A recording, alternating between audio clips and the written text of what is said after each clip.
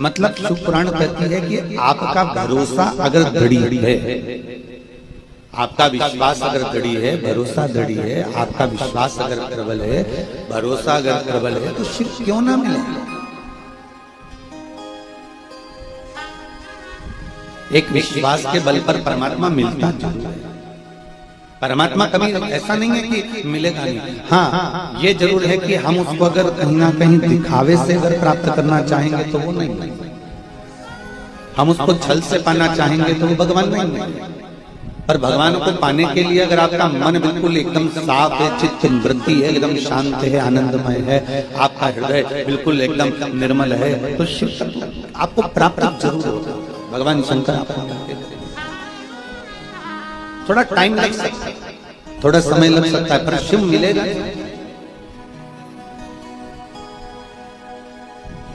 एक बहन हमारी एक जीजी नल में पानी गंदा आ रहा, नल में पानी गंदा। अब उसने क्या करा कि उसको नल को धोया, और नल को धोने के बाद उसने नल को साफ कर दिया, साबुन से धोया, अच्छे से धोया, रगड़ रगड़ के धोया, और नल के अंदर एक तार लिया, उस तार में से कपड़ा भर के नल के अंदर डाल के उसको अंदर से भी साफ। उसके बाद भी पानी गंदा।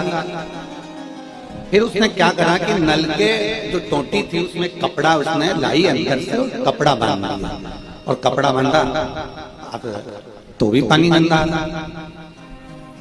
कपड़ा बांध दिया, साबुन से धो दिया, ब्रश से रगड़ दिया, तो भी उसमें से गंदा पानी आ रहा, गंदा की गंदा पानी आ रहा।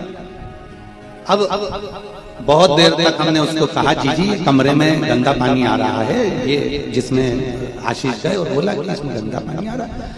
अब उस बहन ने उसका नल धो दिया, नल को साबुन से धो दिया, नल का तार डालकर धो दिया, फिर आखिरी में उसने उसमें कपड़ा बांध दिया, पर उसमें से गंदा आना पानी बंद नहीं, फिर गंदा पानी आने लगा।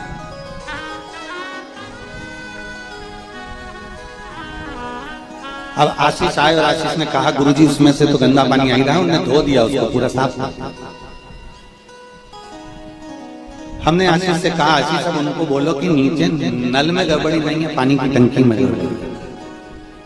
अब वो जी कहे पानी की टंकी तो अभी हमने एक हफ्ते पहले धोई है, पानी की टंकी तो हमारी साफ। हमने कहा आशीष उनको बोलो पानी की टंकी में ही गड़बड़ी, वो जाए और देखें।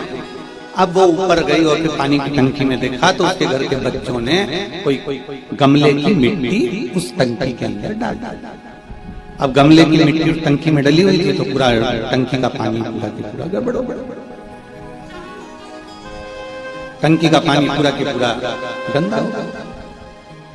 अब पूरा टंकी का पानी जब गंदा हुआ, टंकी का पानी पूरा के पूरा गंदा हो रहा है, तो शिव महापुराण की कथा भी ये कहती है कि हम टोटी तो बहुत साफ करते हैं, हम टोटी धो भी लेते हैं, हम नल को क्लीन भी कर लेते हैं, बट टंकी साफ नहीं कर पाते। उसी तरह हम शरीर तो साफ रख लेते हैं, पर अंदर की जो टंकी है हमारा मन, अगर वो साफ होगा तो ये निश्चित है कि हमारी वाणी भी शुद्ध होगी, हमारे नेत्र भी शुद्ध होंगे, हमारी श्रवण शक्ति भी शुद्ध होगी, और हमारा ये नल को धोते धोते तो जिंदगी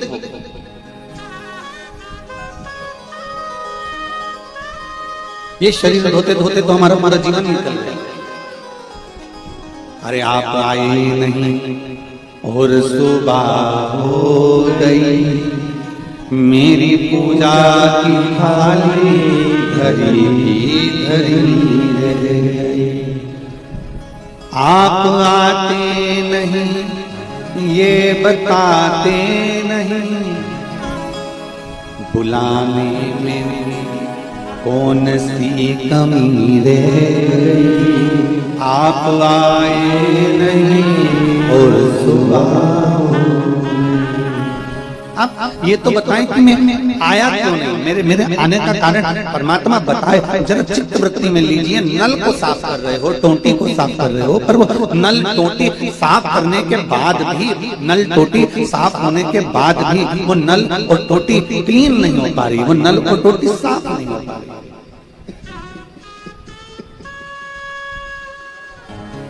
वो नल और टोटी साफ नहीं है, वो नल और टोटी क्लीन। भले तुमने कितना भी साफ करा हो, पर मन टंकी का काम करता है। उसमें जो भराता है पानी, जो आ रहा है मन के अंदर, जो हम लेकर आ रहे हैं, वो एकदम साफ होना चाहिए, मन साफ होना चाहिए। शरीर को धोने के लिए साबुन होता है, शरीर को साफ करने के लिए सर्फ और साबुन का प्रयोग किया जाता है, और मन को साफ करने के लिए केवल भगवान की भक्ति का प्रयोग किया जाता है।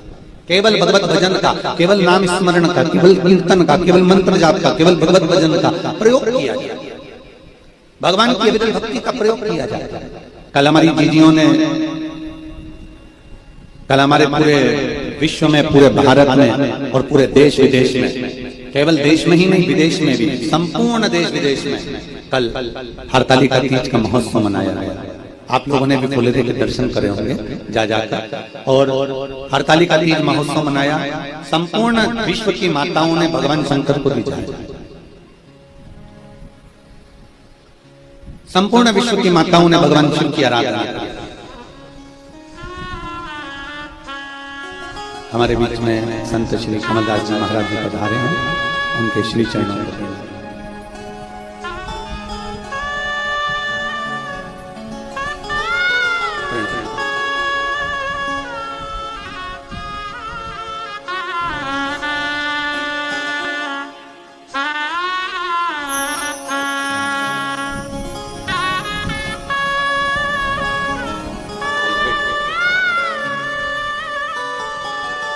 बैठ बैठ।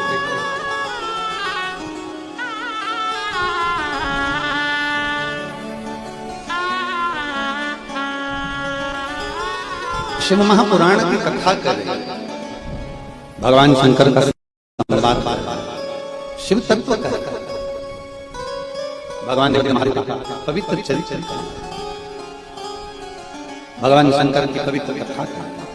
अपने मन को जितना निर्मल बना सकते हो, अपने मन को जितना साफ बना सकते हो, अपनी चित्त वृत्ति को जितना क्लीन कर सकते हो, अपने मन को जितना आनंदमय बना सकते हो, उतना बनाने का प्रयास।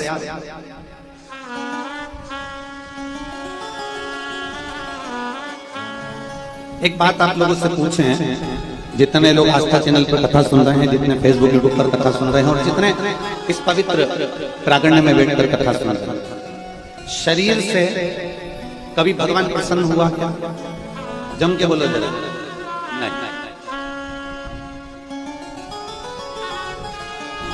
कोई कहे कि मैं बिल्कुल एकदम बढ़िया हूं तो मुझ पर भगवान की बड़ी कृपा होगी ना। जिसका हाथ भी टूटा हुआ है वो परमात्मा को भज रहा है तो परमात्मा उसे मिल रहा है। जिसके नेत्र भी नहीं है, जिसकी आंखें भी नहीं है, सूरदास है, दिखता भी नहीं है, बस भगवान को भज रहे हैं तो भगवान मिल रहे हैं। जिसके पांव नहीं,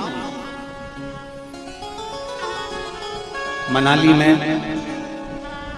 एक बिजली महादेव है, हमें लगता है कि आप लोग कभी परिवार के लोग दर्शन करें।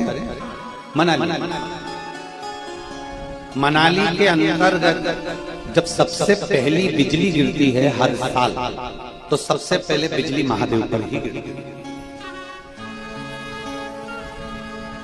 थोड़ा ऊंचा है, चलकर जाना पड़ता है, वहां गाड़ी नहीं जाती।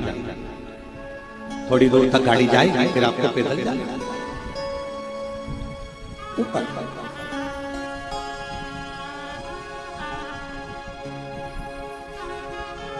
कभी देवादिदेव महादेव की कृपा होगी और ये शरीर अच्छा चलते रहेगा तो अपन बिजली महादेव से भी एक बार बाबा की, भले छोटे से ऐसे ही। अच्छा, वाह वाह वाह, फिर तो हो गया, योग संयोग अच्छा बन गया हो। तो तभी बाबा चाहेगा तो मनाली में भी भले ऐसे ही एक हॉल के अंतर्गत बड़े भाव से बिजली महादेव को कथा श्रवण कर, कभी योग जब बाबा करता। अब बिजली देवादिदेव महादेव पर, महादेव के टुकड़े होते, छोटे छोटे टुकड़े होते हैं, फिर वहां अनाउंस होता है कि बाबा पर बिजली गिर गई है, और वहां का एक परिवार जिसके पाँव में प्रॉब्लम रहती है, पाँव में तकलीफ रहती है, वो ट्रिगर साइकिल से चलता है और वो मक्खन इकट्ठा कर उस माखन से शिवलिंग को जोड़ता है। माखन। और शंकर भगवान के शिवलिंग को जोड़ने के बाद भगवान देवादिदेव महादेव पर जब जल चढ़ाया जाता है तो वो शिवलिंग माखन का जुड़ा हुआ इतना प्रबल हो जाता है कि हाथी के पांव से और हाथी की सूंड से भी नहीं मिलता।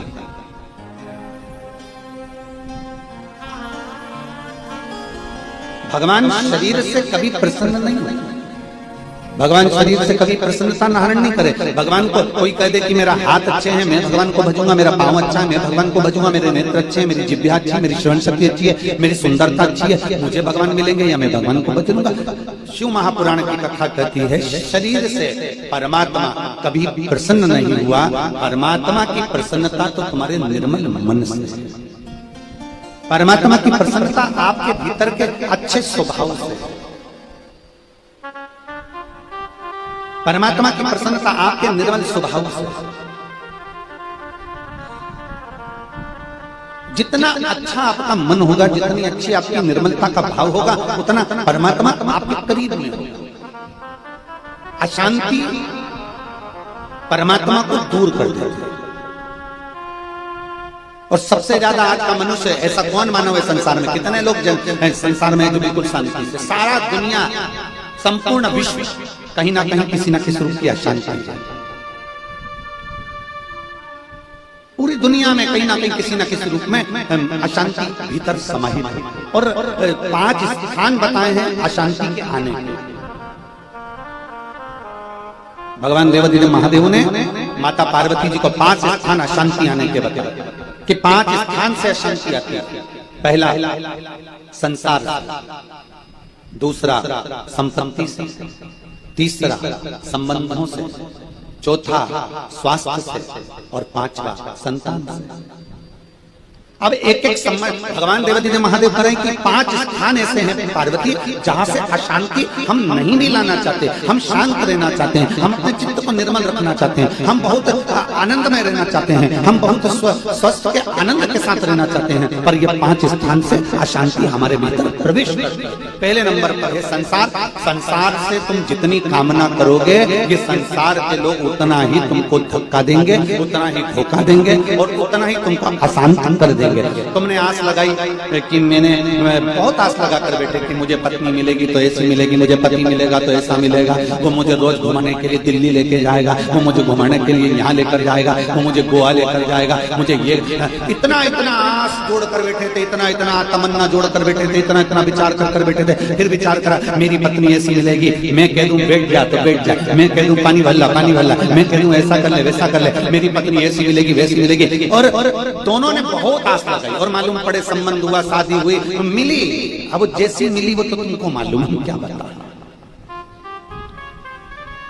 तो संसार के लोगों से फिर आस लगी कि मैंने इसके लिए ऐसा करा है तो ये मेरे लिए ऐसा करेगा, मैंने इसको ऐसा किया है तो ये मेरे लिए ऐसा करेगा। फिर मन में अशांति आ गई क्योंकि वो नहीं कर पाएगा। तुम जो कर सकते हो तुम्हारे हाथ में, तुम्हारे भाग्य में, तुम्हारी लेखनी में उस परमात्मा ने, विधाता ने लिखा कि तुझे इतने लोगों को भोजन कराना है, तुम्हारे विधाता ने लिख दिया कि तुम्हें इतने लोगों को पानी पिलाना है। ये विधाता का लिखा होगा, ये अपना नहीं। ये सियोर वाला महाराज या संसार का कोई व्यक्ति लिख नहीं सकता। ये अगर घर के अंदर वर्धन जी वो 2 दिन की कथा पंडाल में हुई, 3 दिन की और हो सकती थी, पानी तो बाद में गिरना बंद हो गया, पर और हो सकती थी। पर विधाता ने कहीं तुम लोगों के भाग्य इतने प्रबल होंगे इस घर के, कहीं इस घर का कोई ग्रह आनंदमय होगा, इसलिए बाबा ने 3 दिन की कथा यहाँ करवा दी और बाबा की कृपा हो गई। तो ये आप और हम लिखने वाले नहीं है, ये वो विधाता लिखता है। उसने क्या लिखा है, कैसे लिखा है, कब लिखा है, ये वर्णन उसके ऊपर निश्चित है।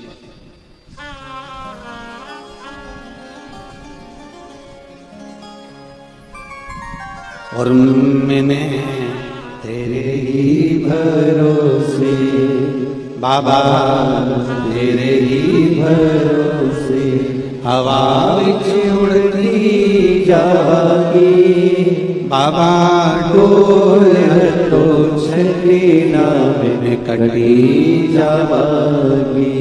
भोले मैं तेरी बदन, शंभो मैं तेरी बदन, हवा बिच उड़ती जावागी बाबा डोर हटो छड़ी नाम कटी जावागी।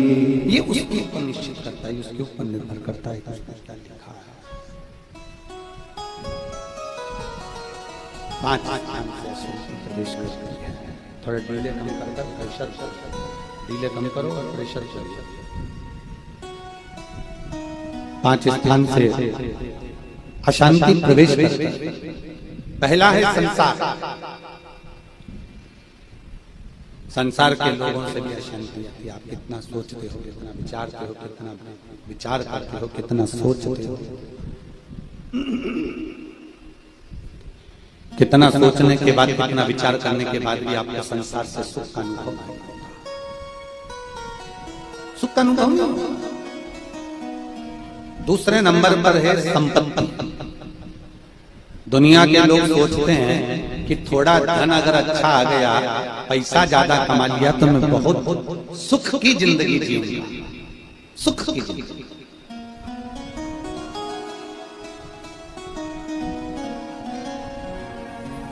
मेरे पास अगर थोड़ा दौलत ज्यादा आ गई, धन ज्यादा आ गया, संपत्ति ज्यादा आ गई तो मैं सुख ना। शिव महापुराण की कथा कहती है अगर आपके पास में धन ज्यादा आ जाए, संपत्ति ज्यादा आ जाए, तुम्हारा वैभव अच्छा हो जाए, तुम्हें अच्छी कुर्सी मिल जाए, पद मिल जाए, तुम उन्नति की सीढ़ी पर चढ़ जाओ, कोई अच्छे सिंहासन पर तुम बैठ जाओ, तुम्हें अच्छा पद, अच्छी प्रतिष्ठा, अच्छी संपदा अगर प्राप्त हो जाए तो भोलेनाथ से कहना कि मुझे अगर कुर्सी मिले, पद मिले, प्रतिष्ठा मिले, संपत्ति मिले तो मैं तेरी शिव महापुराण की कथा जीवन भर कराता रहूंगा, इसी कृपा बना कर। संपत्ति का सुख वो है कि भगवान का नाम अपने मुख से निकल तो संपत्ति का सुख।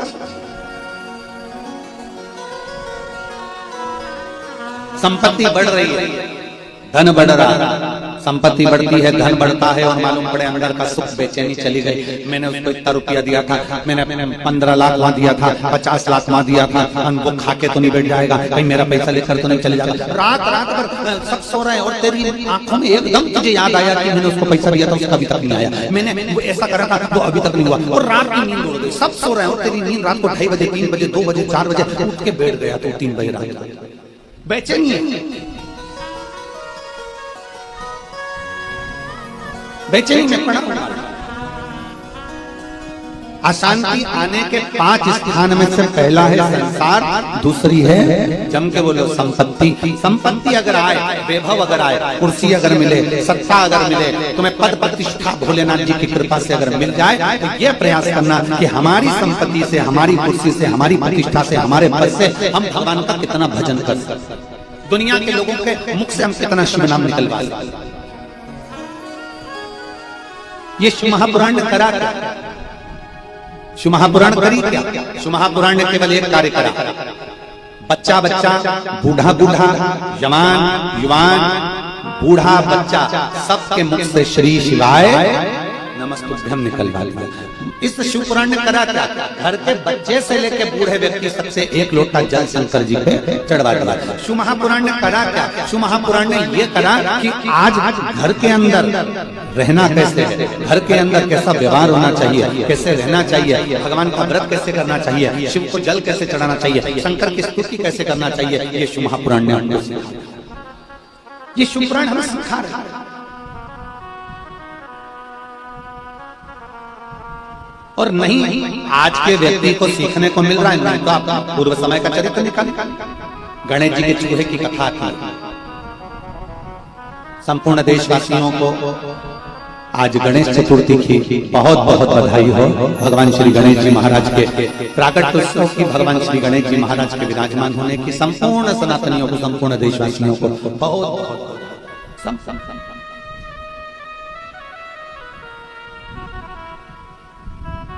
शिव महापुराण ने समझाया, शिव महापुराण ने ज्ञान प्रदान किया। और नहीं तो एक पुराना चरित्र है सोभरी ऋषि। सोभरी ऋषि जिनकी धर्म पत्नी का नाम था मनोमयी। सोभरी ऋषि और मनोमयी दोनों शिव की आराधना के बिना एक दिन भी नहीं निकालता। सोबरी ऋषि अगर भगवान शंकर की आराधना करना भूल जाए तो मनोमयी भगवान शंकर की आराधना में नहीं। दोनों पति पत्नी का नियम था, सोबरी ऋषि का भी और मनोमयी का। इतनी शिव भक्ति इनके अंदर समाहित हो गई थी कि बिना शंकर के एक क्षण नहीं दे पाते थे। एक क्षण अगर एक कंकर को उठा लेते थे तो हाथ में रखकर शंकर को देखते थे। एक पत्ती को तोड़ लेते थे तो उस पत्ती में भी बेलपत्र का दर्शन किया करते थे। कई कई माताएं ऐसी हैं, कई कई भाई ऐसे हैं कि वो किसी भी वृक्ष की पत्ती को तोड़ते हैं और शंकर भगवान को चढ़ाते हैं तो उस भाव से चढ़ाते हैं जैसे हम बेलपत्र चढ़ाते हैं। नहीं उसके पास में बेलपत्री, पर वो कोई भी पत्ती चढ़ा रही है तो शिव के भाव से कि बेलपत्र के भाव से।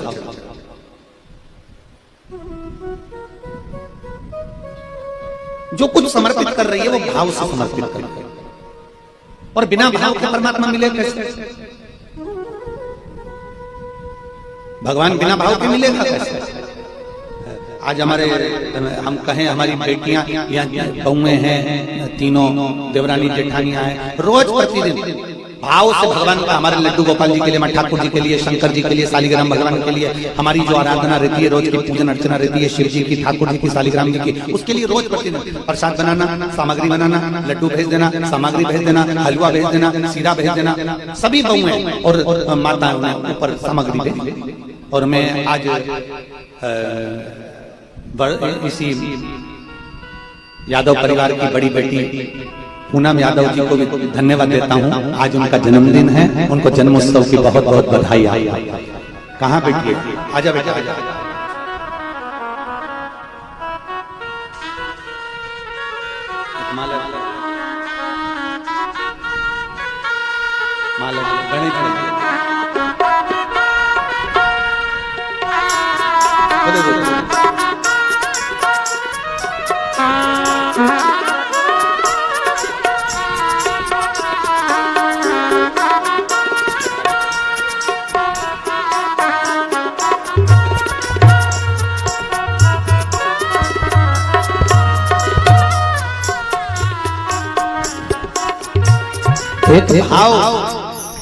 एक भाव अपने भीतर प्रकट कर, और बिना भाव का परमात्मा कभी नहीं मिलेगा। बिना भाव का भगवान कभी नहीं मिलेगा। आप भाव से रिझाएंगे तो परमात्मा क्यों नहीं मिलेगा? सोबरी ऋषि और उनकी धर्म पत्नी मनोमयी दोनों का एक भाव था। दोनों भगवान शंकर की भक्ति में डूबे रहते, शिव स्तुति करते रहते, दिन भर भगवान शंकर के गुणगान में दिन भर। शंभो शरणे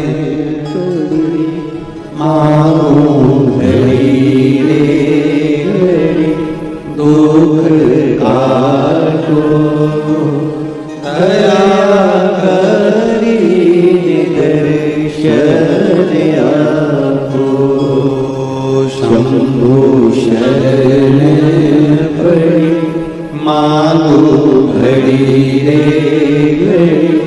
दुख काटो दया करी दर्शन आपो। सोबरी ऋषि और मनोमयी दोनों शिव की आराधना में, दोनों सोबरी ऋषि भी भगवान शंकर की आराधना में लीन और मनोमयी भी भगवान शंकर की आराधना में।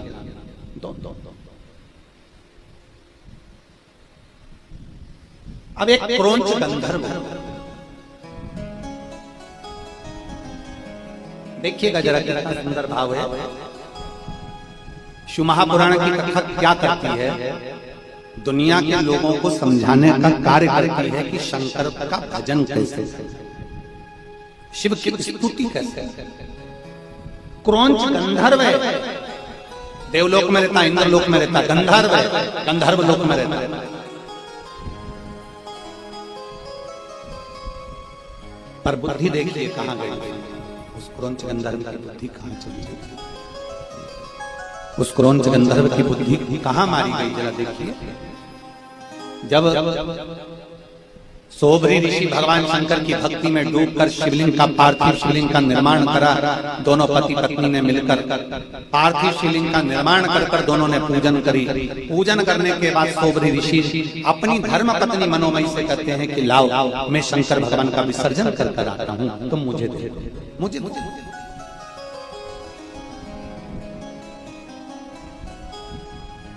आप मुझे दीजिए। शिव विसर्जन की एक रीति है।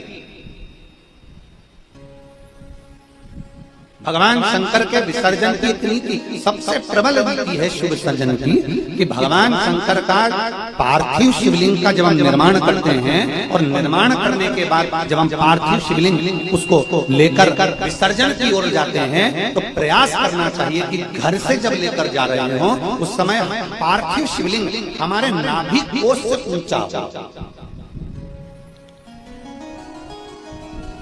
समझ में आया? अर्थात जैसे ये पात्र में शिवलिंग बना हुआ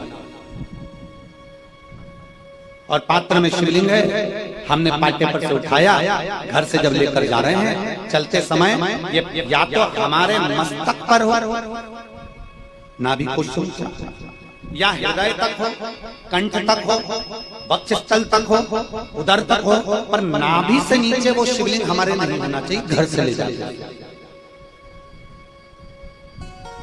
और शिवलिंग के विसर्जन का एक नियम बड़ा प्रबल है कि घर से ले जाते समय शिवलिंग पार्थिव शिवलिंग हमारे नाभि कोश से ऊंचा हो और जब हम विसर्जन करने के लिए जाएं तब शिवलिंग का दर्शन विसर्जन के पहले अपने नेत्रों से पूर्ण तरह से करें और बाबा से अपने हृदय की बात कहकर फिर अपने मस्तक लगाने के बाद फिर उस शिवलिंग का विसर्जन अपनी मनोकामना कहते हुए बाबा से उस शिवलिंग का फिर विसर्जन कर ले जाते समय नाभि कोश से ऊंचा हो। विसर्जन के समय पर अपने नेत्रों से बाबा का पूर्ण दर्शन किया जाए। पूर्ण दर्शन कैसे होता है? शिवलिंग के पूर्ण दर्शन का महत्व क्या बताया उसको भी समझ लीजिए। भगवान शंकर के पूर्ण शिवलिंग के दर्शन का महत्व अर्थात ये शिवलिंग, ये जलाधारी, बीच में अशोक सुंदरी, राइट गणेश, लेफ्ट कार्तिकेय, ऊपर से जो जल बहता है वो जया विषहरा शामली मारी दौतली देव। अब जब आप भगवान शंकर का पार्थिव शिवलिंग बनाते हो तो ऊपर जलाधारी तो रहते हैं, आपका केवल शिवलिंग है और जलाधारी, तो आप उसका जब दर्शन कर रहे हैं तो पूर्ण दर्शन का मतलब है जब हम विसर्जन करने जाते हैं तो सबसे पहले जो भगवान का जल स्थल है जिसको हम कहते हैं जलाधारी, गणेश जी, कार्तिकेय, अशोक सुंदरी का स्थान, पहले हम उसका दर्शन करते हैं, फिर अपनी निगाह को घुमाकर हम गोल घुमाकर वापिस उसी स्थान पर आते हैं अपनी दृष्टि से और फिर बाबा का यहीं से दर्शन करते हुए हम शिवलिंग का दर्शन करते हैं। जो हम विसर्जन करने गए हैं उसका हम जब दर्शन करें तो दर्शन करने के बाद हम शिवलिंग का दर्शन कर अपने मन की कामना कहकर मस्तक से लगाकर फिर बाबा का हम विसर्जन करते हैं तो हमारे हृदय की कामना मेरा देवाधिदेव महादेव पूर्ण जरूर करता है। चलो एक छोटा सा प्रश्न है, मुझे उम्मीद है कि मेरी जीजियां जो यहाँ बैठी हैं उत्तर जरूर देंगी। छोटा सा प्रश्न, जगन्नाथ जी गए हो, द्वारका जी कभी गए हो, कभी किसी आप कहीं भी बड़े तीर्थ में जाएं, आप काशी जी जाएं, आप किसी बड़े वहां पर एक मंदिर होता है साक्षी गोपाल, या कोई देवता होते हैं साक्षी मानना। जगन्नाथ जी जाएंगे तो साक्षी गोपाल जी पढ़ेंगे, उज्जैनी जाएंगे तो साक्षी गोपाल जी पढ़ेंगे, काशी जाएंगे तो साक्षी गोपाल जी पढ़ेंगे। साक्षी गोपाल का मतलब क्या होता है? आप काशी में गए, जल चढ़ाया, उज्जैनी गए, जल चढ़ाया, आप जगन्नाथ जी गए, आपने भोग लगाया, दर्शन किया, और साक्षी गोपाल का मतलब होता है कि साक्षी गोपाल जी के सामने जाकर खड़े हो गए, आपने दर्शन कर लिए, मतलब आपकी दृष्टि से ये साक्षी हो गया कि आप जगन्नाथपुरी आए थे और बाबा का आपने दर्शन किया है। आप काशी आए थे, आपने बाबा का दर्शन किया है, आप उज्जैनी आए थे, आपने बाबा का दर्शन किया है। उसी तरह हमने प्रदोष के दिन शिवलिंग बनाया, पूजन करी, संकल्प लिया, आराधना करी, सब कुछ हम शाम के समय जब विसर्जन करने जा रहे हैं, विसर्जन करते समय जब नेत्र से हम बाबा का दर्शन करते हैं तो ये साक्षी हो जाती है कि मैंने बाबा को बुलाया और मैंने मेरे बाबा से अपने मन की बात की और मेरे बाबा ने वो स्वीकार करा, मैं बाबा को विसर्जन करता। तो ये साक्षी है हमारे पूजन की, हमारी दृष्टि हमारी साक्षीता देती है। आज के जमाने में अगर आधार कार्ड बनता है तो सबसे पहले नेत्र दृष्टि पर तुम्हारे को कैमरा लगाया जाता है कि अपनी आंखों को फाड़ा, अपनी आंखों को निकाला जाए, देखा जाए, अपनी आंखों से देखो कि क्या साफ, फिर उससे मालूम पड़ता है कि ये वही व्यक्ति है क्या, साक्षी करी जाती है कि ये वही व्यक्ति है क्या, ये लीलाबाई है कि कमलाबाई है कि कौन है, इससे पहचाना जाता है नेत्र से। ये नेत्र साक्षी देते हैं। तो हम जब भगवान का विसर्जन करने के लिए जाते हैं, विसर्जन करते समय हम भगवान की ये जलाधारी का दर्शन करते करते करते करते यहाँ से आते यहाँ, फिर दर्शन करते करते शिवलिंग का दर्शन कर कर प्रणाम कर हृदय से लगाकर फिर हम उसका विसर्जन कर देते हैं। अर्थात हम साक्षी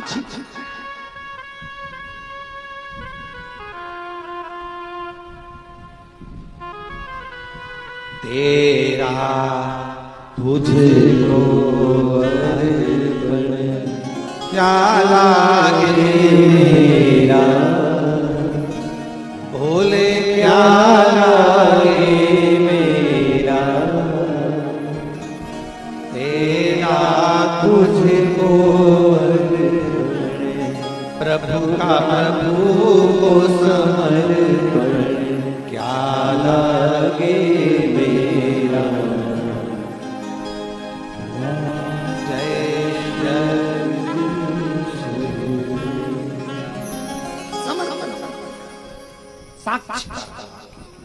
जब आपकी साक्षीता होगी, जब आप दृष्टि से दर्शन कर कर प्रणाम कर कर बाबा मन की बात कर कर विनय कर कर जब विसर्जन करेंगे तो देवादिदेव महादेव उसको स्वीकार जरूर करेंगे।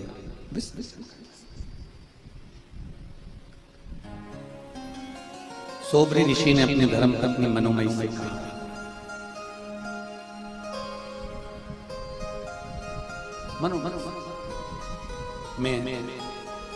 मनोमयी तो मुझे देवादिदेव महादेव का पार्थिव शिवलिंग दे दीजिए और मनोमयी मैं इस पार्थिव शिवलिंग का विसर्जन करता रहूं।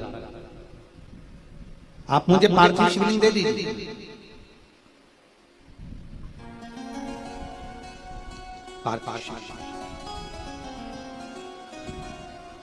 बड़े भाव से जा रहे हैं सोबरी ऋषि, मस्तक पर सोबरी ऋषि के पार्थिव शिवलिंग है। पार्थिव लिंग जब तक सिर पर रहता है 12 ज्योतिर्लिंग का भार तत्व हमारे ऊपर रहता है। पार्थिव लिंग श्री शिवाय नमस्तु, श्री शिवाय नमस्तु, श्री शिवाय नमस्तु, श्री शिवाय नमस्तु, श्री शिवाय नमस्तु। पार्थिव लिंग सिर पर लेकर सोबरी ऋषि चल दिए। भगवान शंकर का गुणगान करते करते, स्मरण करते करते, भगवत भजन करते करते, नाम जाप करते करते सोबरी बाबा चले। जैसे ही सोबरी बाबा चले, शिवलिंग लेकर चले, इतनी देर में क्रौंच गंधर्व जो रहता गंधर्व लोक में, जो रहता देवलोक में, पर बुद्धि श्रेष्ठ नहीं, चित्त श्रेष्ठ नहीं। कोई जरूरी नहीं है कि बहुत ऊंचे पद पर बैठ गया कोई व्यक्ति, बहुत जोरदार कुर्सी पर बैठ गया, बहुत जोरदार सिंहासन पर बैठ गया तो उसकी बुद्धि सही हो जाए। रामचरितमानस में वर्णन आता है, ऊंच निवास नीच करतुती देख ही ना सकै पराई भी। कई लोग ऊंचे ऊंचे स्थान पर बैठने के बाद भी किसी की अच्छाई नहीं देख पाते, किसी को बढ़ता हुआ नहीं देख पाते, किसी को आगे चढ़ता हुआ नहीं देख पाते। किसी किसी को लगने लगता है ये इतना आगे कैसे बढ़ गया, ये उन्नति की ओर कैसे बढ़ गया, ये तरक्की की ओर कैसे बढ़ गया, ये हमारे सामने का इतना आगे कैसे बढ़ गया। कई लोगों के मन में ये बात चढ़ जाती है। ऊंचे सिंहासन पर बैठने के बाद भी उनकी बुद्धि नीची ही रह जाती है।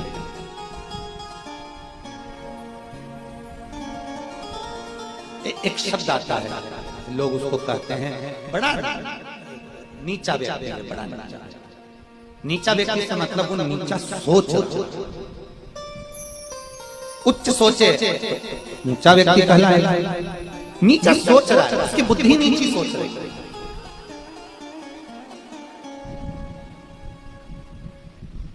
अब जरा विचार करो, रामचरितमानस में चरित्र आता है, जयंत इंद्र का पुत्र है, अच्छा पुत्र है, अब उसकी बुद्धि कहाँ मारी गई थी वो जयंत की, कि वो जयंत भगवान राम के चरणारविंद की ओर बढ़ा, सीता जी के चरणों की ओर बढ़ा और चोंच मार कर भाग गया। जरा विचार करिए, तुझे मालूम है कि ये भगवान है, तुझे मालूम है तेरे पिताजी कह रहे हैं कि ये परमात्मा है, तेरे पिताजी कह रहे हैं कि ये नारायण है, तेरे पिताजी कह रहे हैं कि लक्ष्मी है, तो तुझे जाकर चोंच मारने की जरूरत क्या थी?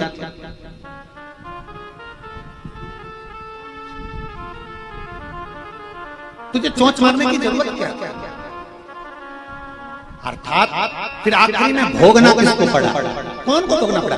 जयंत दौड़ते दौड़ते अपने पिता के पास गए, पिताजी ने धक्का देकर निकाल दिया, मैं नहीं बचा सकता। जयंत दौड़ते दौड़ते ब्रह्मा जी के पास गए, ब्रह्मा जी ने मना कर दिया। सबके पास जयंत घूमते रहे, आकाश मंडल में घूमते रहे, बाण उनके पीछे चलता रहा, जयंत भागते भागते थक गए। जब देव ऋषि नारद के पास गए, गुरु जी हमें बताओ, हमारे पीछे बाण आ रहा है। भगवान देव ऋषि नारद ने कहा कि जिसके चरण में चोंच मारी है, जिसका अपमान करा है, वहीं जा। और वहां गए, प्रणाम करा, क्षमा कर दो, तो भी एक आंख का बना ही दिया, तो भी एक आंख चली गई, एक आंख समाप्त हो गई। अर्थात व्यक्ति अपने पद पर बैठकर, अपनी प्रतिष्ठा पर बैठकर धर्म का अहित करने का सोच लेता है कि कहीं ना कहीं मैं किसी न किसी रूप में चोट पहुंचा दूं, मैं किसी न किसी रूप में इसका मान पर प्रतिष्ठा नीचे कर दूं, पर यह नहीं सोचता कि तेरा बाद में क्या होगा। इसलिए कहा जाता है तेरा क्या होगा रे कालिया।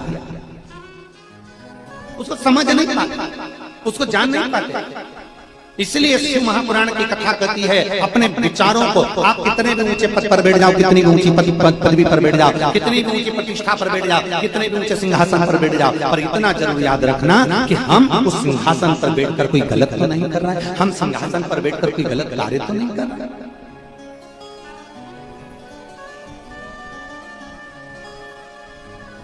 हमारा पद जो हमें मिला है उस पर बैठकर हम कोई गलत कार्य नहीं कर रहे, कोई गलत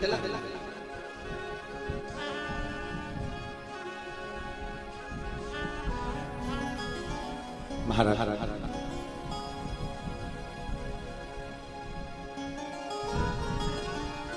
भगवान शिव की भक्ति, भगवान शंकर की आराधना को पहचानना बहुत कठिन विषय है। जितना कठिन भगवान शंकर की भक्ति को पहचान पाना बहुत कठिन, बहुत कठिन। शिव को जान पाना बहुत कठिन। दुनिया के लोग चाहे कुछ भी कहें, पर शिव की निंदा करने वाला, शिव भक्त की निंदा करने वाला, शिव भक्त की आंख में आंसू लाने वाला, शिव भक्त के भाव को नहीं समझने वाला, शंकर की कथा को नहीं जानने वाला, वो किसी ना किसी रूप में निंदा या गलत कर बैठता है। पर उसका जो बुढ़ापा होता है, अंत गति जो होती है, वो बड़ी तड़क तड़क कर निकलती है, उसको पहचान नहीं पाता।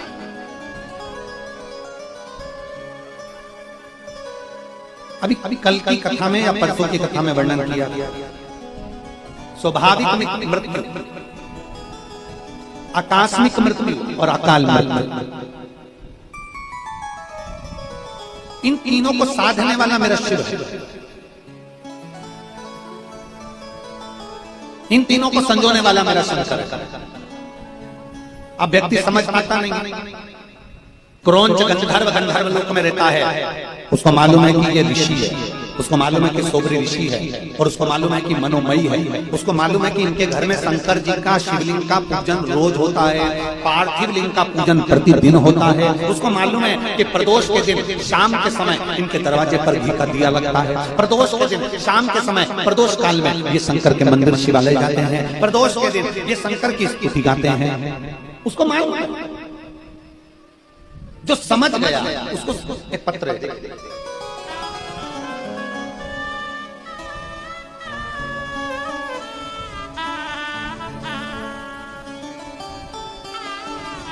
मेरा नाम मंजू देवी, पति स्वर्गीय श्री राजेश प्रसाद, मेरा मोबाइल नंबर ये पत्र आज ही आया, कोई देखकर गया होगा तो यहाँ पहुंचा। मेरा नाम मंजू देवी है, पति स्वर्गीय श्री राजेश प्रसाद, मेरा मोबाइल नंबर। मैं पटना की निवासी हूँ और सेक्टर नंबर 63 में नोएडा से आया, ग्रेटर नोएडा के पंडाल में केवल एक दिन की कथा सुनी है, मैं उसका वर्णन करना चाहता हूं। बाबा कहते हैं कि महाराज जी आप कहते हो कि बाबा 3 महीने में पूर्ण करता है।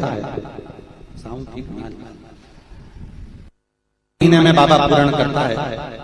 मेरे बाबा का मैं क्या वर्णन करूं गुरुदेव। मेरी 2 बेटी और पति नहीं।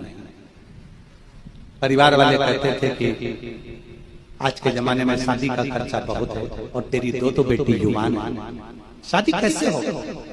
कौन इनके लिए लड़का देखेगा और कौन इनका विवाह करेगा? कहाँ इतना खर्चा होगा नोएडा जैसी जगह पर, कैसे होगा? मैं केवल एक दिन की कथा नोएडा के पंडाल में बैठकर सुनी और मैंने बाबा से वहीं बैठकर प्रार्थना करी, बाबा मेरी 2 बेटियां हैं। और वो सीहोर वाला महाराज कहता है कि कभी मत कहो कि ये मेरी बेटी है, हमेशा कहता है सीहोर वाला महाराज कि बच्चे अपने मत कहो, ये कहो कि बाबा ये आपकी औलादें हैं और शादी भी आपको करना है, आपकी बच्चियों की शादी आपको करना है, मेरा नहीं। बेटा है, आप कभी अपने मुख से मत कहो कि मेरा बेटा नहीं, गुरुदेव ये बाबा का बेटा है, ये शंकर का बेटा है और शंकर भगवान इसकी नैया पार करके रहेंगे। ये शिव की बेटी है, इसकी नैया पार शिव कर रहेंगे। अब मैंने जन्म जब हुआ उसके बाद मैंने इनका हाथ, अपने बच्चों का हाथ शंकर जी को पकड़ा। जब मैंने देख लिया कि मेरा कोई नहीं, तब मैंने शिव जी को इनका हाथ पकड़ा दिया। मेरे बच्चों का हाथ मैंने शंकर को दे दिया। अब शंकर जाने और उनकी औलाद, मेरा कुछ। मैंने अपनी 2 बेटियों के लिए वहां प्रार्थना करी। आप कहते हो 3 महीने में बाबा सुनते हैं, मेरे बाबा ने मुझे 15 दिन में रिजल्ट दे दिया और 15 दिन के अंदर मेरी एक बेटी नहीं 2 बेटी का संबंध बनता हो गया और बाबा ने ऐसी शानदार शादी कराई गुरुदेव कि मैं बाबा को वर्णन करने के लिए, प्रणाम करने के लिए आई हूँ। बाबा ने मेरी बेटियों की शादी की। शिव तत्व शंभु इसी को कहते हैं।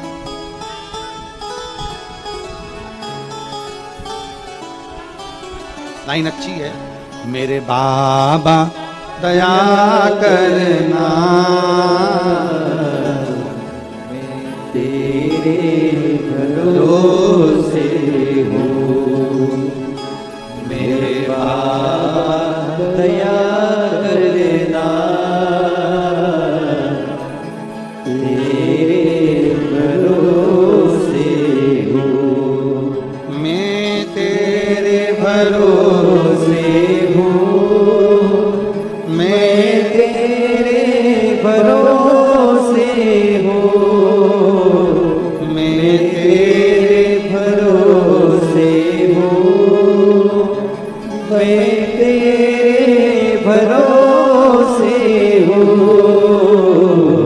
बाबा दया करना, मैं तेरे भरोसे हूँ, भोले बाबा दया करना, मैं तेरे भरोसे हूँ, ना घर के भरोसे हूँ, ना परिवार के भरोसे हो, ना घर के भरोसे हो, ना परिवार के भरोसे हो, भोले बाबा दया करना, मैं तेरे भरोसे, भोले बाबा दया करना, मैं तेरे भरोसे हूँ। उसने अपने पत्र में लिखा,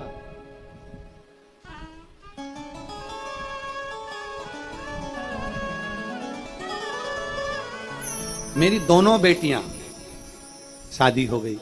शादी भी ऐसी हुई 1 साल के अंदर कि दुनिया के लोग देखते रह जाएं। ये शिव तत्व है, ये शिव। हमारा विश्वास, हमारा भरोसा, हमारी दृढ़ता हमें शिव के करीब लेकर चलती है, शिव के करीब।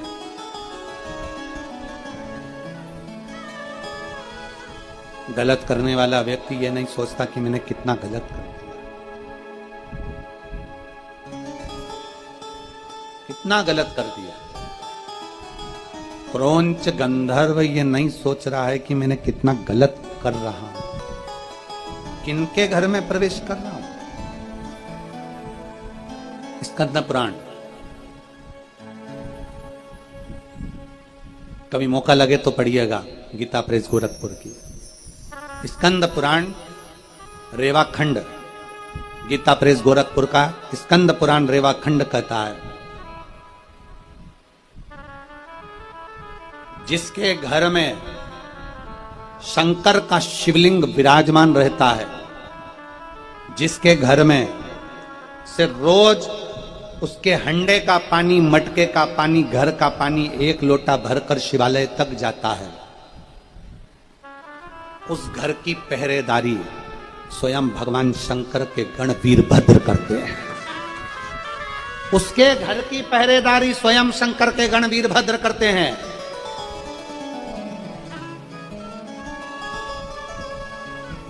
स्वयं वीरभद्र,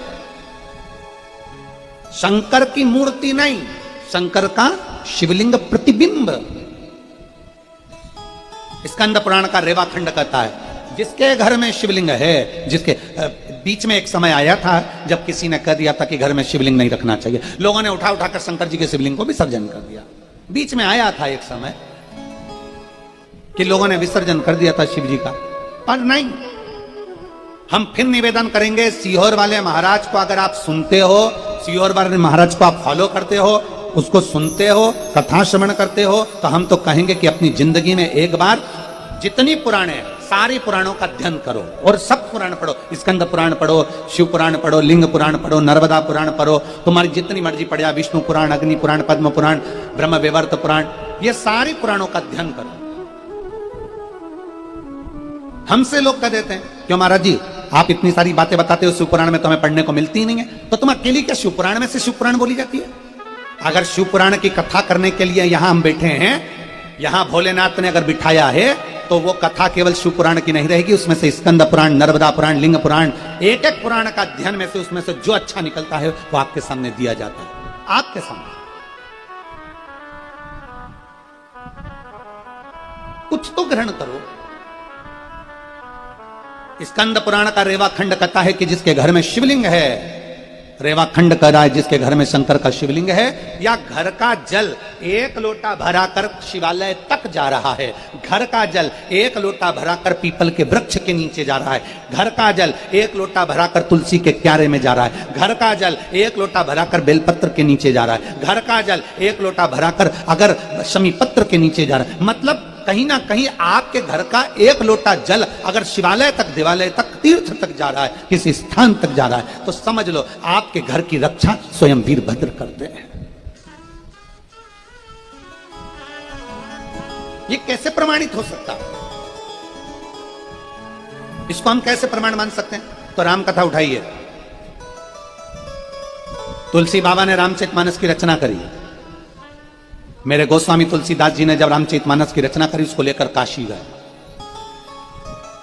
काशी में विद्वान विद्वान ब्राह्मणों के सामने गोस्वामी तुलसीदास जी द्वारा रचित रामचरितमानस को रखा गया। विद्वानों ने, ब्राह्मणों ने मना कर दिया, हम इसको नहीं मानते क्योंकि अवधी भाषा में, इसमें संस्कृत नहीं है, इसमें संस्कृत के श्लोक नहीं है, हम इसको नहीं मानेंगे क्योंकि अवधी भाषा में। विद्वान विद्वान ब्राह्मणों ने मना कर दिया, अवधी भाषा में हम इसको स्वीकार नहीं कर सकते।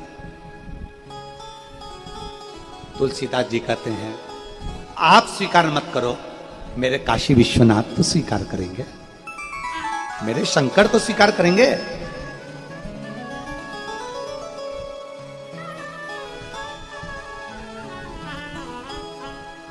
दो दिन की कथा पंडाल में हुई और प्रशासन जब मना कर दिया, तब वर्धन जी ऊपर बैठे थे कक्ष में और आशीष से बात कर रहे थे। दुर्गेश, आशीष ये लोग बैठे बात कर रहे थे। उन्होंने एक बात कही वर्धन जी ने, मैं वर्धन यादव जी को उसके लिए धन्यवाद देता हूं। उन्होंने कहा कि कथा 2 दिन की हो गई है, पर 3 दिन की कथा पंडाल में नहीं होगी, तो गुरुजी लाखों भक्तों के बीच में कथा करते हैं, अब इतने भक्त तो यहां आए नहीं, या तो कथा को अपन विराम देंगे। आशीष ने पूछा आप क्या चाहते हो वो बताओ। तो वर्धन जी ने कहा कि कोई आए चाहे ना आए, कोई आए चाहे ना आए, मेरी मां, मेरी चाची और हमारा परिवार, हमें उम्मीद है कि हम बैठकर कथा सुनेंगे। आशीष ने कहा कि अगर आपका मन है कि आप कथा सुनेंगे, मतलब आपका चित्त शिव से लग गया है, तो यह पक्का है कि महाराज जी भी फिर वो कथा कहेंगे, क्योंकि कथा भीड़ से नहीं होती है। कथा का क्रम, ये तो शिव भक्त हैं जो लाखों की संख्या में आते हैं, ये तो शंकर के भक्त हैं जो लाखों की संख्या में पहुंचते हैं, ये तो शिव भक्त हैं जो लाखों की संख्या में आते हैं। नहीं तो शिव महापुराण तो आप जहां बैठकर सुनो, जैसे सुनो, दिल से जहां बैठो, जैसे बैठो, शिव तत्व आपके भीतर होना चाहिए, आपके भीतर शिव तत्व आपके भीतर हो, आपके अंदर।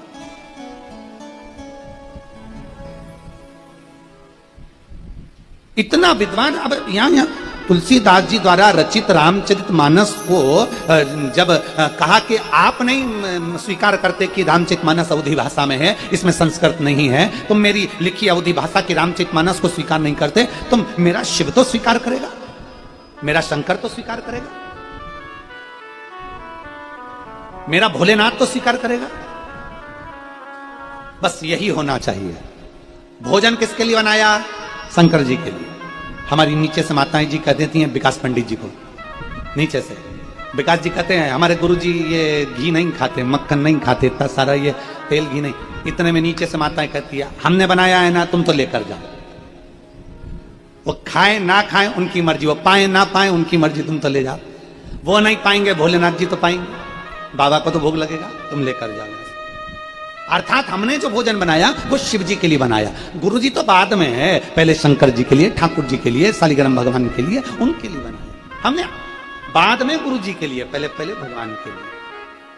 तुलसीदास बाबा ने कह दिया, गोस्वामी तुलसीदास जी ने कह दिया, आप मेरी रामचरितमानस को स्वीकार नहीं करते, अवधी भाषा में लिखी है, पर मेरा शिव तो स्वीकारेगा। इतने में सारे विद्वान ब्राह्मणों ने कहा तुलसीदास जी आपकी लिखी हुई इस रामचरितमानस को हम स्वीकार नहीं करते तो भोलेनाथ क्या स्वीकार करेंगे, काशी विश्वनाथ क्या स्वीकार करेंगे।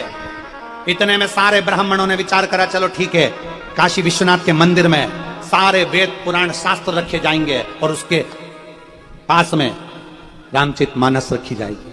पर चतुरता क्या करी इनने, जब रामचरितमानस को रखा तो साइड में नहीं रखा, रामचरितमानस को सबसे नीचे रख दिया और सारे वेद पुराण शास्त्र रख दिए उसके ऊपर और लगा दिया मंदिर में ताला। तुलसीदास जी पहुंचे अपनी कुटिया में, ब्राह्मण जन पहुंचे अपने भवन में। तुलसीदास जी ने हाथ जोड़कर कहा, हे मेरे बालाजी, हे मेरे श्री हनुमान जी, कि पवन तनय संकट हरन और मंगल मूरत राम लखन सीता हृदय बसो सुर।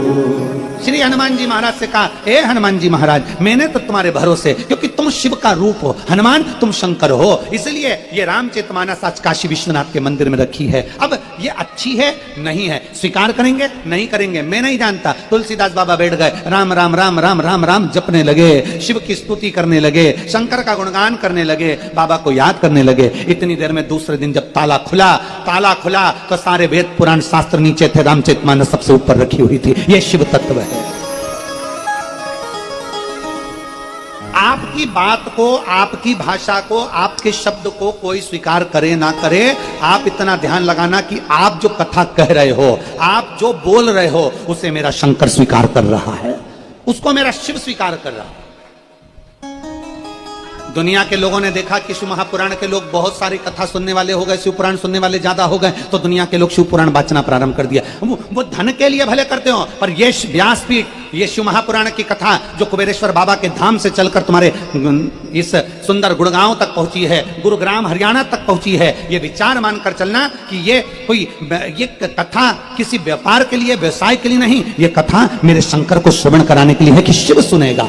इतने लाखों शिव भक्त जब आते हैं, उनके अंदर शंकर विराजमान होकर आते हैं। इतने शिव भक्त जब आते हैं, उनके अंदर शिव तत्व विराजमान होकर आते हैं और वो शंकर की कथा का रस तत्व ग्रहण करते हैं। एक पत्र है,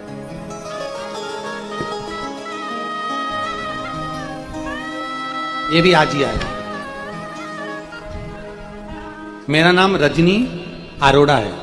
मेरे पति का नाम अनिल अरोड़ा है। मैं बादशाहपुर की रहने वाली हूं। आप ही हैं? अच्छा अच्छा। मैं बादशाहपुर की रहने वाली हूं। मैं बाबा का दिल से धन्यवाद करने के लिए आई हूं।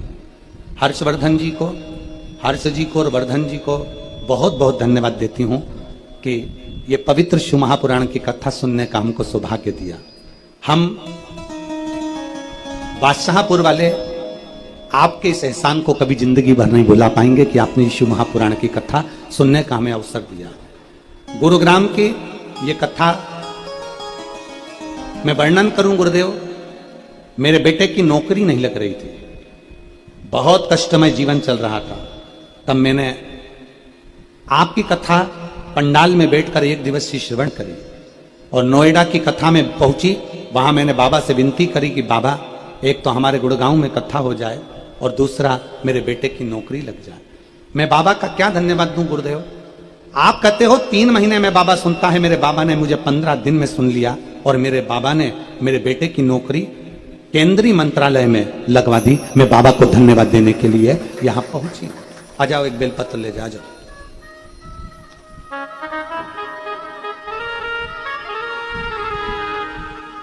बैठ नहीं, बस ऐसे आ जाओ ऐसे।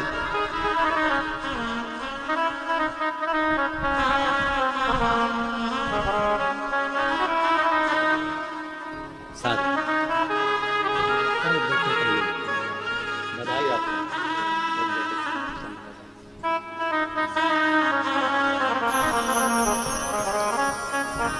शिव तत्व की प्राप्ति, बाबा देवादिदेव महादेव की प्राप्ति। ओघड़दानी का एक शब्द कहे तुलसीदास बाबा तो कथा का रसतत्व आनंद में देने वाले। तुलसीदास बाबा की वो रामचरितमानस सबसे ऊपर आकर रखा गया, क्योंकि उनको मालूम था मुझे मैं शिव के लिए कर रहा हूं, मैं शंकर के लिए कर रहा हूं, मैं ओघड़ी के लिए कर रहा हूं, मैं देवादिदेव महादेव के लिए कर रहा हूं। आखिरी में हुआ क्या?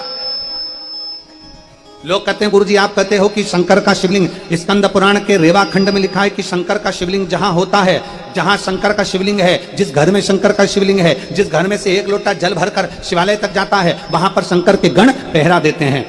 रामचरितमानस जब तुलसी बाबा लेकर अपनी कुटिया में आ गए, कई ईर्ष्यालुओं के मन को भाया नहीं। इस रामचरितमानस में आग लगा दो। उन्होंने चोरों को भेज दिया, उन्होंने डाकुओं को भेज दिया कि तुलसीदास बाबा जहां रहते हैं वहां से रामचरितमानस को निकाला जाए और उसको निकालकर उसमें आग लगा दी जाए या उसको पानी में डाल दिया जाए। जैसे ही चोर पहुंचे, जैसे ही डाकू पहुंचे आग लगाने के लिए, जैसे ही पहुंचे वहां जाकर चोरों ने क्या देखा, डाकुओं ने क्या देखा कि एक बानर तुलसीदास जी की कुटिया के ऊपर बैठा हुआ था। बंदर ऊपर बैठा, ये आग लगाने का प्रयास करे, वो इनको मार मार कर भगा दे। विद्वत जनों ने पूछा क्या तुमने तुलसीदास जी की कुटिया में आग लगा दी? नहीं लगा पाए। क्यों नहीं लगा पाए? क्योंकि वहां एक बानर बैठा हुआ, एक बंदर बैठा हुआ, एक बानर है वहां, एक बंदर है, वो रक्षा कर रहा है। शिव महापुराण की कथा कहती है जहां शंकर का शिवलिंग है, जहां शिव नाम है, जहां शंकर की स्तुति है। पूरी रामचरितमानस में मेरे राम जी ने शिव की स्तुति करी है, शिव जी ने राम जी की स्तुति करी है। राम के बिना शिव नहीं और शिव के बिना राम नहीं। पूरी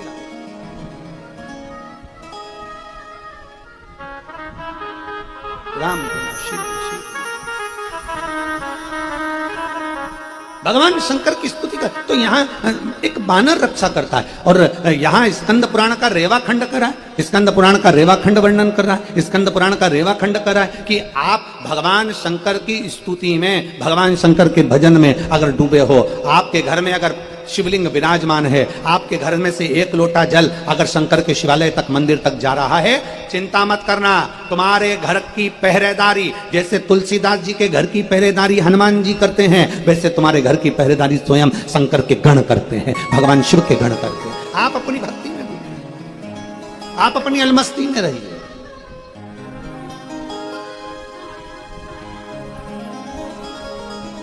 और ऐसी सुबहाना आए ना ऐसी सुबहाना आए ना शीशा। जिस दिन जुबां पे मेरे, जिस दिन जुबां पे मेरे आए न शिव का नाम, ऐसी सुबह आए न शीशा। जिस दिन जुबां पे मेरी, जिस दिन जुबां पे मेरी आए न शिव का नाम, गिरी जा रही हूँ उठा लो। भगवान शिव की भक्ति, जहाँ शिवलिंग है, जहाँ से एक लोटा जल देवादिदेव महादेव के शिवालय तक जा रहा है, वहां उस घर की रक्षा करने वाला स्वयं भगवान शंकर का ही गण होता है।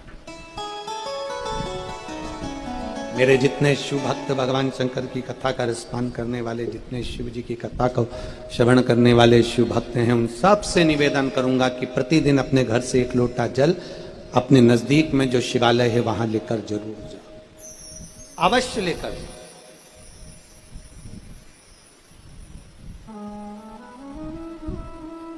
क्या होगा? आप जब एक लोटा जल भरकर यहां से घर से लेकर मंदिर तक जाओगे, मंदिर से जब लौट कर आओगे, विष्णु पुराण को पढ़िएगा। विष्णु पुराण में भगवान कह रहे हैं,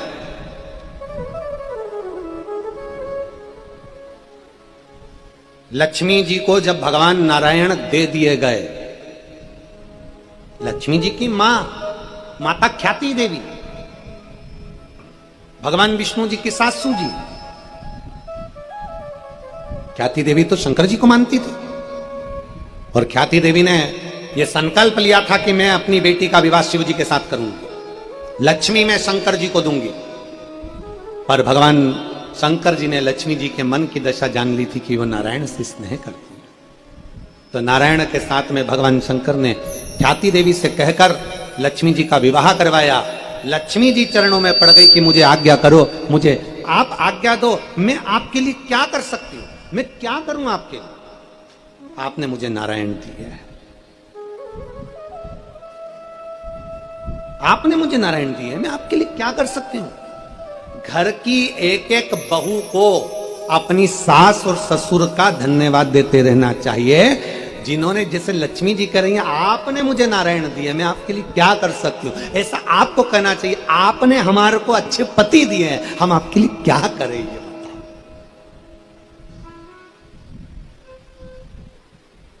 हम आपके लिए क्या करें? आपने हमें अच्छे पति दिए। वो एक लाइन आती है ना कि 100 साल जियो हमारी,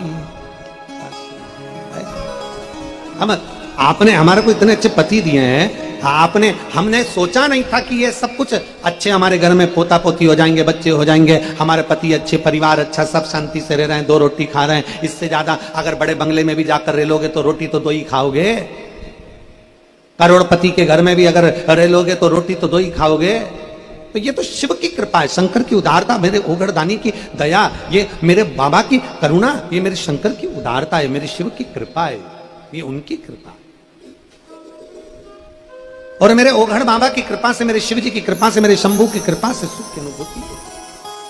तो लक्ष्मी जी ने कहा, माता लक्ष्मी जी बोल रही हैं, माता लक्ष्मी जी प्रणाम कर कर कह रही, माता लक्ष्मी जी निवेदन कर रही, माता लक्ष्मी जी कह रही हैं कि आप बताइए बाबा, भोलेनाथ जी से कह रही हैं, आप बताओ मैं क्या कर सकती हूं। शंकर भगवान ने कहा, सुनो लक्ष्मी, मेरे मंदिर के बाहर, मेरे मंदिर के कक्ष में जहां नंदी बैठे, उसके नजदीक में आप भी रहिए। जब कोई शिव भक्त अपने घर से जल लेकर आए, 1 लोटा जल मुझे चढ़ाए, जब वो अपने घर को कलश लेकर, लोटा लेकर वापस जाए, उसका लोटा खाली नहीं होना चाहिए। लक्ष्मी, तू स्वयं उसके अंदर बैठकर उसके घर तक चली जा, स्वयं जा। बोल बम का नारा है, जम के बोलो जरा, बोल बम का नारा है, बाबा एक सहारा है, सारी समस्या का हल 1 लोटा जल। तू उसके पीछे पीछे चल, आज लोग कहते हैं गुरुजी एक लोटा जल में ऐसा क्या है कि सारी दुनिया के काम हो रहे हैं, सारी दुनिया के। जो जहां लोग बैठकर कथा सुनते हैं, दिल से सुनते हैं, लोटा भर के जल चढ़ाना चालू करते हैं, उनका काम हो जाता है। कोई भाव से सुनता है, उसका काम हो जाता है। आखिर एक लोटा जल में क्या है, शिव महापुराण में क्या है, उसके पंडाल में बैठकर कथा सुनने से क्यों इतना लाभ मिलता है? शिव खाली नहीं भेजते, खाली नहीं भेजते।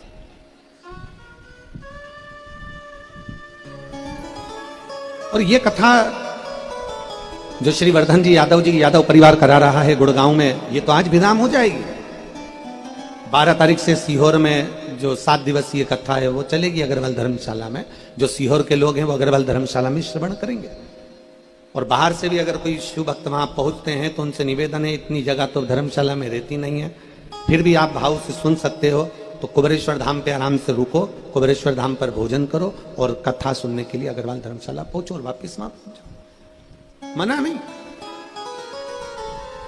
वो 18 तारीख तक चलेगी, फिर 20 तारीख से 24 तारीख तक छत्तीसगढ़ में प्रारंभ हो जाएगी, फिर 26 तारीख से 2 तारीख तक फिर वो कथा बड़े आनंद के साथ नांदगांव नासिक जिले के अंतर्गत महाराष्ट्र में प्रारंभ हो जाएगी 1 बजे से 4 बजे तक। कथा का रसतत्व अपने भीतर होता है। शंकर भगवान का चढ़ाया गया एक लोटा जल सारी समस्या का हल है, ये निश्चित है। एक एक पुराण में, एक एक शास्त्र में देख लीजिए, पंडित जी पूजन कराने बैठेंगे तो लोटा पास में रखेंगे। जन्म से लेकर माता के घर में जब अपना जन्म होता है, माँ के गर्भ से हम जन्म लेते हैं, पैदा होते हैं, उस समय से लोटा काम आता है। छठी की पूजन कराना है, ये पूजन कराना है, वो पूजन कराना है, कलश सिर पे लिया, पूजन कराई, उस दिन से कलश, उस दिन से लोटा चालू होता है। आखिरी में व्यक्ति मरता है तो लोटे में भरा के गंगा जल पहुंच जाता है। लोटा शुरू से चला आखिरी तक चला और सारी समस्या का हल एक लोटा जल। बस वो जल, एक लोटा जल जो हम शिव को दे रहे हैं वो साधारण नहीं, वो सहज नहीं।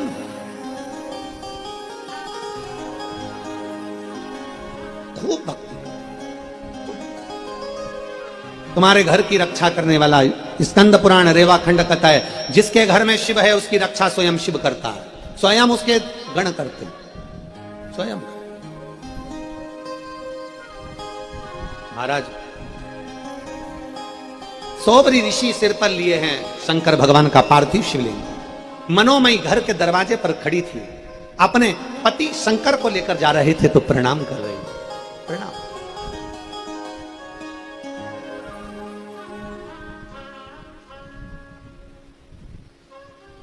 शंकर जी को लेकर जैसे सोबरी ऋषि गए मनोमयी घर के अंदर, मनोमयी क्रोंच गंधर्व आ गया। क्रोंच अच्छी जगह पर रहने वाले की भी बुद्धि फिर जाती है कभी कभी, बहुत ऊंचे ऊंचे पद पर बैठने वाले की भी बुद्धि फिर जाती है कभी कभी। अच्छा नहीं देखा जाता, श्रेष्ठ नहीं देखा जाता, अच्छी चीज नहीं देखी जाती, बुद्धि फिर गई, बहुत बुद्धि फिर गई। और क्रोंच गंधर्व मनोमयी की सुंदरता देख रहा था। मनोमयी की सुंदरता, जो मनोमयी की सुंदरता क्रोंच गंधर्व ने देखी, और मनोमयी का पति गए सोबरी ऋषि तो विसर्जन करने के लिए शिवलिंग का, क्रोंच गंधर्व प्रवेश कर गया सोबरी ऋषि के घर में। मनोमयी अंदर रसोई घर में कार्य कर रही थी और वहीं पर क्रोंच गंधर्व प्रवेश कर जाता है, वहीं पर क्रोंच गंधर्व अंदर पहुंच जाता है। मनोमयी अपने कार्य में लगी, उसके स्मरण में नहीं आया कि कोई मेरे कक्ष के अंदर प्रवेश कर गया। क्रोंच गंधर्व अंदर प्रवेश करा, मनोमयी का हाथ पकड़ा, हाथ पकड़कर खींच कर लेकर जा रहा था, इतने में सोबरी ऋषि आ गए। शिव जी का विसर्जन कर कर सोबरी ऋषि आए।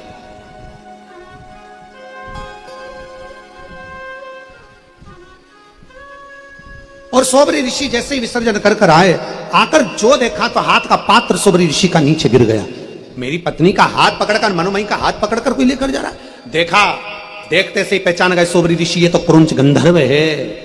तू गंधर्व लोक में रहता है, इतने ऊंचे पद पर रहता है, इतने देवताओं के करीब में रहता है, उसके बाद भी तेरी बुद्धि फिर गई और तू मेरी पत्नी का हाथ पकड़कर लेकर जा रहा है। तुझे मालूम नहीं कि किसके घर में प्रवेश करा है तू?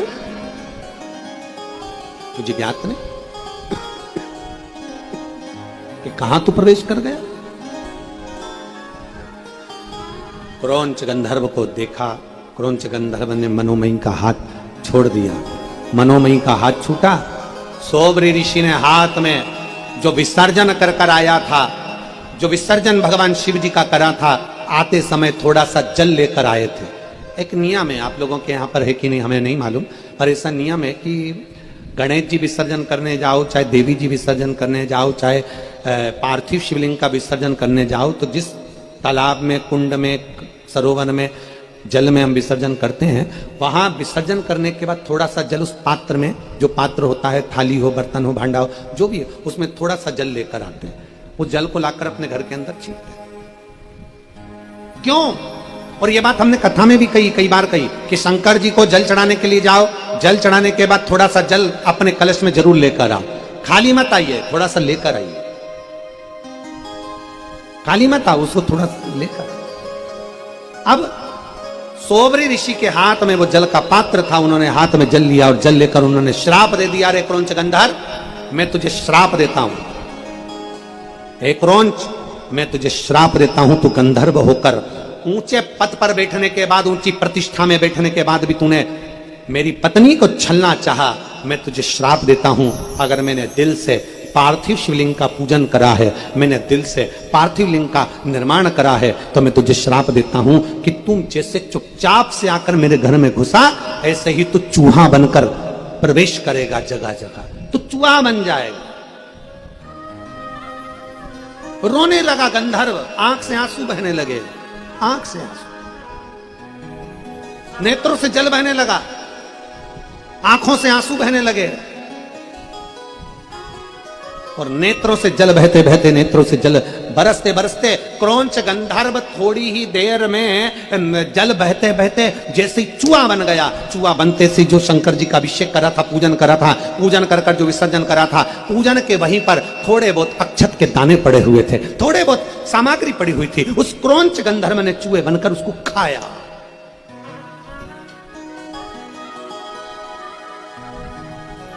और अब सौंप दिया इस जीवन का सब भार तुम्हारे हाथों में, हे हार तुम्हारे हाथों में, और जीत तुम्हारे हाथों में। अब सौंप दिया इस जीवन का सब भार तुम्हारे हाथों। जगत को सुखी देखना चाहते हो तो स्वयं सुखी रहिए।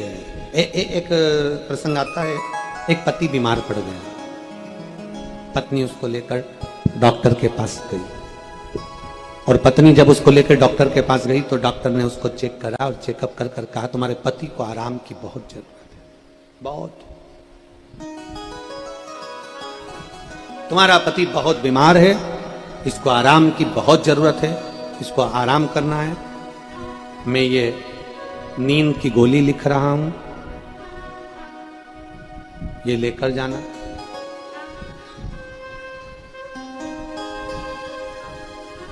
पत्नी ने डॉक्टर साहब से पूछा, नींद की गोली इनको कितने बजे खिलाऊं?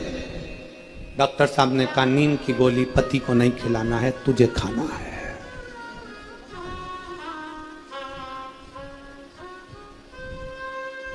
तुझे खाना, इसको आराम की जरूरत है, गोली तू खा।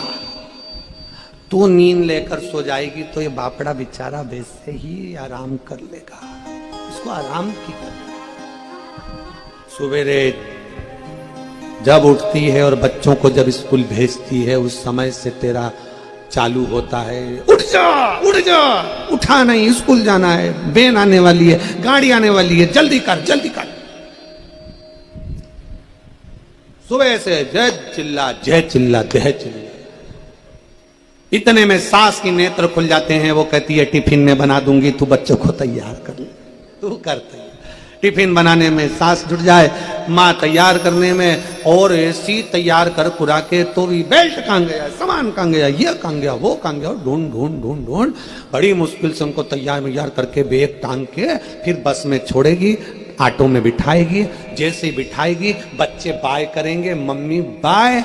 बच्चे इसलिए बाय करते हैं बड़ी मुश्किल से पीछा छूटा है, बड़ी मुश्किल। और फिर जो चिल्लाया चिल्लाया चिल्लाया, कई बार तो इतनी तेज चिल्ला देती है कि पास में जो पलंग पर सोया रे पति वो भी कह देता है तेरे हाथ जोड़ू, तेरे हाथ जोड़ो, शांति, थोड़ा शांति रख, थोड़ा शांति रख। खूब चिल्लाया, खूब।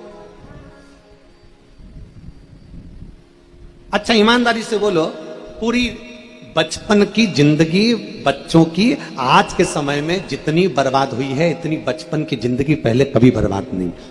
पढ़ो, ये मत करो, सही से बैठो, ऐसे करो, क्या कर रहे हो?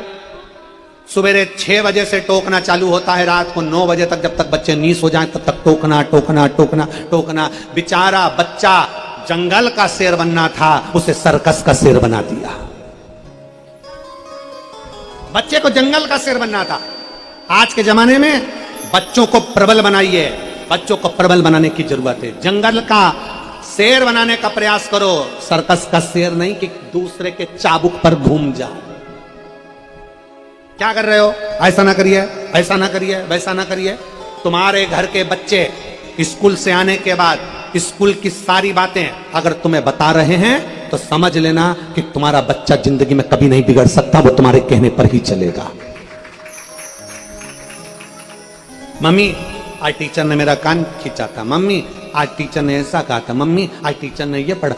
बच्चे अगर बता रहे हैं, अपने माता पिता को सब कुछ बता रहे हैं, तो तुम्हारा बच्चा कभी नहीं बिगड़ सकता। बच्चा उनका बिगड़ता है जो अपने माता पिता को कुछ बताता ही नहीं है, अपनी मर्जी से जी रहा है। स्कूल में जो हो रहा है निपट लेंगे, कर लेंगे, जो होगा होमवर्क करा ना करा सब अपनी मर्जी से चल रहा है, सब अपनी मर्जी। बच्चों को बहुत बांधने की जरूरत नहीं है। बच्चों को बांधने की जरूरत पड़ती है जब बच्चा 11th में पहुंचे, 10th में पहुंचे, 12th में पहुंचे, तब उसको खींचने की जरूरत पड़ती है। बच्चे जब छोटे हैं उनको खूब आनंद से अपनी जिंदगी जीने दो, खूब अलमस्ती के साथ में। बच्चा एकदम नहीं कुछ काम करता, सुस्त होकर बैठ जाता है, तो फिर डॉक्टर के पास लेकर जाते हैं। ये कुछ बोलता नहीं है गुरुजी, डॉक्टर साहब इसका कोई तोड़ है क्या? ये बोलता नहीं है। डॉक्टर साहब ने उसको टेबलेट दे दी, ऐसी ऐसी दवाइयां देता गया, डॉक्टर का हाई डोज देता गया, बच्चा शुद्धि में रहने लगा, उसका ध्यान चले गया, उसकी विचार दृष्टि चली गई, वो कुछ सोच ही नहीं पाता था। बच्चा जितना आनंद के साथ खेले, खेलने दो। बच्चा जितना आनंद के साथ पढ़े, उसे पढ़ने दो। उसको टॉर्चर ना करिए, बार बार जरा जरा सी बात के लिए टॉर्चर ना किया जाए।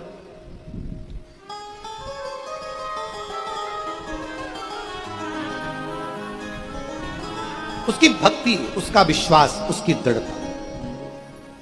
और मैंने तेरे ही भरोसे बाबा, तेरे ही भरोसे हवा विच उड़ती जावांगी बाबा, डोर तो छड़ देना मैं कटती जावांगी।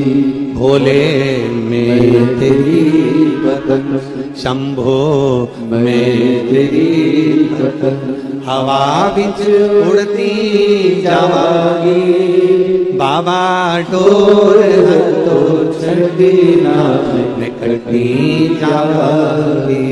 भोले मैं तेरी बदन, शंभो में तेरी बदन, हवा विच उड़ती जावांगी बाबा, डोर है तो छड़ी ना निकलती जावांगी। एक प्रबलता का भाव रखिए। क्रौंच गंधर्व ने चूहा बनकर भगवान के अभिषेक का थोड़ा बहुत अक्षत का दाना, कुछ सामग्री पड़ी होगी, उसको पा लिया, पा लिया।